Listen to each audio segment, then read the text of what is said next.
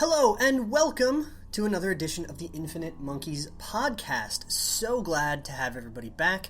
If this is your first time listening, this is going to be a lot different than any other sports podcast that you've ever listened to. We talk about things in the abstract here. We talk about theory and decision making in general rather than analyzing particular decisions or recent news. So today we're going to talk about trades, and so far in the free agency period, as of recording this, there have been 7 trades, a couple of blockbusters, a couple of small ones, and that's pretty much par for the course. But it's really weird that that's par for the course. So in economics, trade is like this really important concept, and it kind of fuels everything else. So to understand trade, you first have to understand this concept called diminishing marginal utility, and it was like one of the first important economics concept way back in like the ancient Greece Aristotle days. We talk about him a lot, I know. But essentially what it means is that when you have more stuff, that stuff becomes less valuable. Think about how important your first car is. When you go from not having a car to having a car, that's a big jump in your quality of life. But your 12th car doesn't really have that much weight on it. The difference between having 11 cars and 12 cars isn't nearly as large as the difference between having 0 cars and 1 car. So when you have a lot of something, you won't have a very hard time giving a little bit of that something up.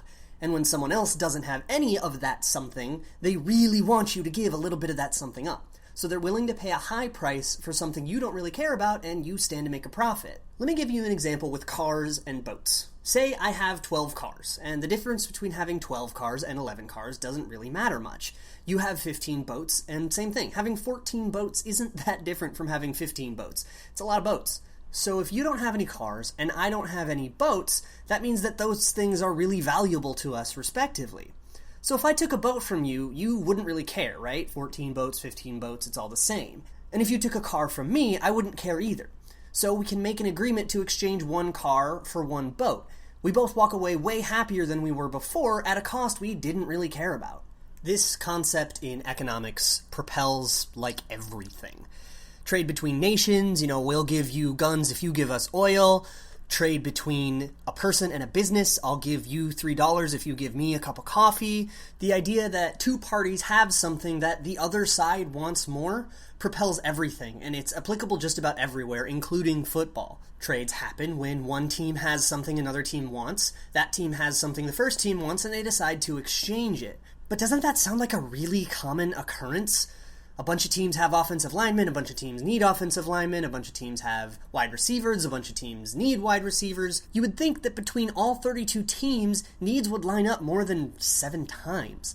Just to give you an example, since I'm a Vikings fan, the Vikings had a huge offensive line deficiency, and last year the Cowboys had a pretty weak pass rush. The Cowboys have one of the best offensive lines in the league, and the Vikings have a very good defensive line. You would think that giving up one piece of their strengths wouldn't really affect the teams nearly as much as gaining a piece for their weaknesses, yet no deal was struck. So to figure out why this is, we have to go from economics to psychology and link the two.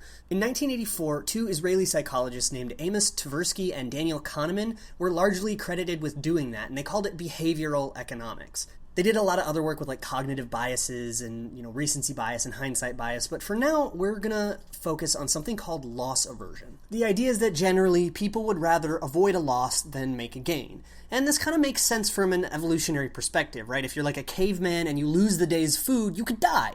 If you gain a little extra food, that's nice, but it doesn't nearly have as much weight as the risk of dying. So here's a study to better prove my point.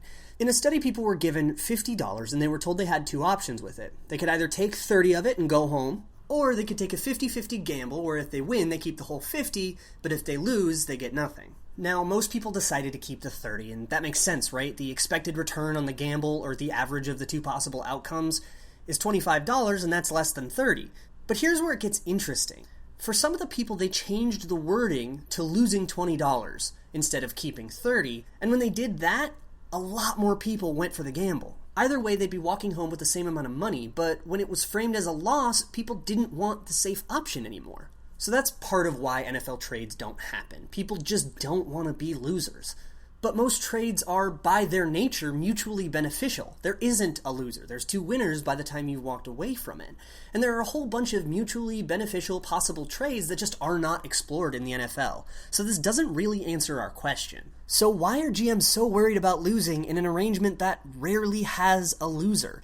Do they not trust their evaluation skills? Are they worried about being wrong all the time? Teams have entire departments dedicated to scouting and evaluation. Are they bad?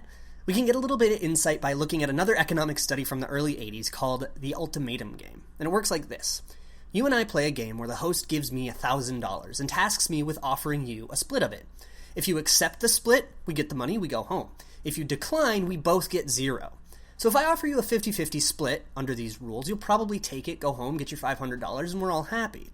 But what if I only offer you $250 and keep $750 for myself? A lot of people would reject this deal because they feel it's unfair and they're getting stiffed. But really, they're choosing between $250 and $0. I mean, sure, it doesn't seem fair, but don't you still want $250?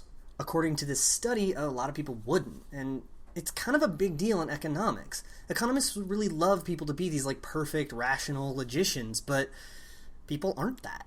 We make decisions emotionally instead of rationally, and all of that is susceptible to all of our cognitive biases, including those of fairness and equality and justice. Now, GMs are usually smart enough decision makers to take the $250 in this situation, in a vacuum. But they don't live in a vacuum. They live in a publicized world with media and fans and ticket sales to worry about.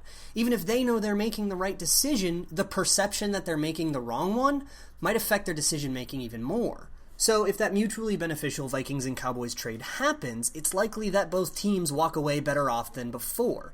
But it's also very likely that one team will walk away with more of a benefit than the other team got, and then that other team is going to be seen as a loser, even though they profited on the whole. So, because of the fear of backlash and the fear of backlash leading to them being fired, they're not going to make risky trades, even if the trades aren't really that risky.